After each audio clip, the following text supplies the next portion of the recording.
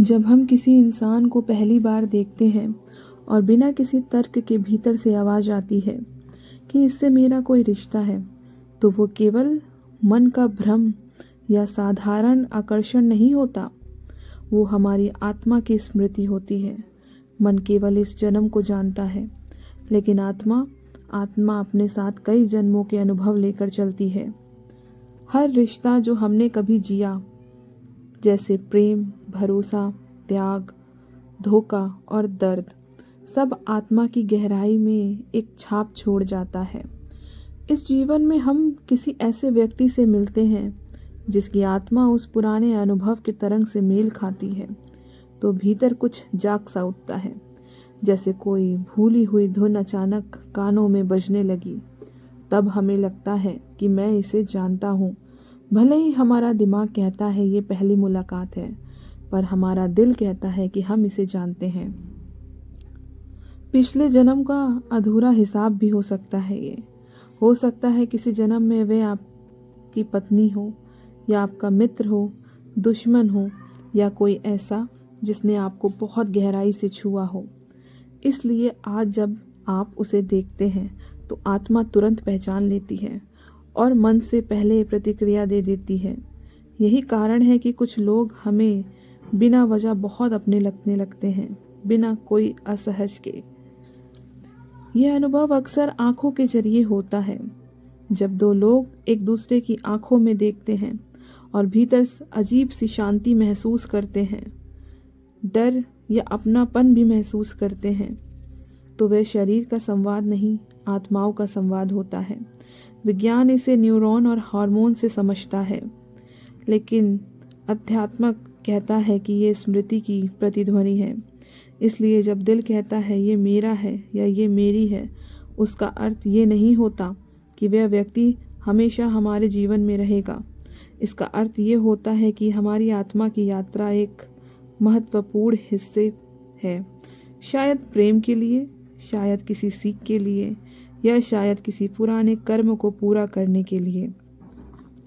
यही कारण है कि कुछ मुलाकातें जीवन बदल देती हैं, भले ही वो मुलाकात थोड़े समय की क्यों ना हो, क्योंकि वे आत्मा की बहुत पुरानी कहानी छू कर जाती हैं।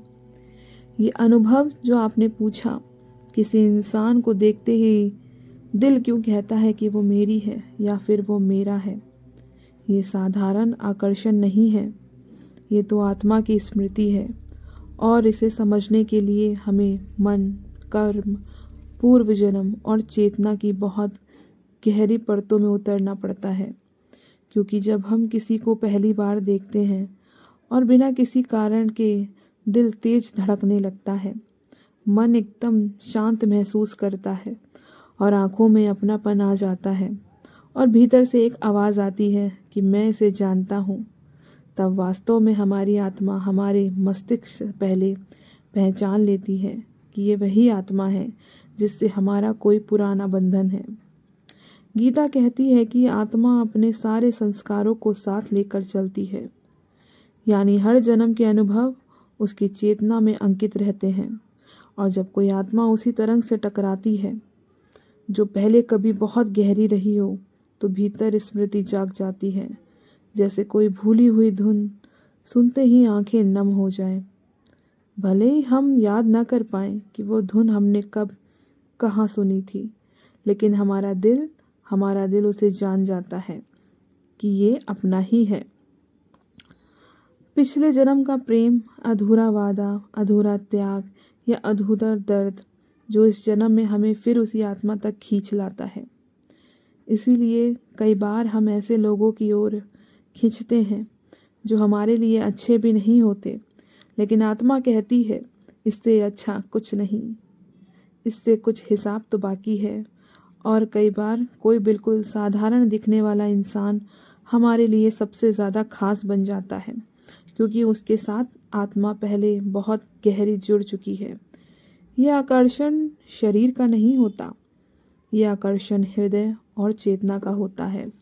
इसलिए हमें एक अजीब सी शांति और दर्द दोनों साथ में महसूस होते हैं, जैसे घर लौटने की खुशी और बीते समय का दर्द एक साथ। जब दो लोग एक दूसरे की आँखों में देखते हैं और बिना बोले बहुत कुछ समझ जाते हैं। वह संबंध शब्दों का नहीं, पूर्व जन्मों का होता है। इसीलिए कई बार कोई व्यक्ति हमें चोट देता है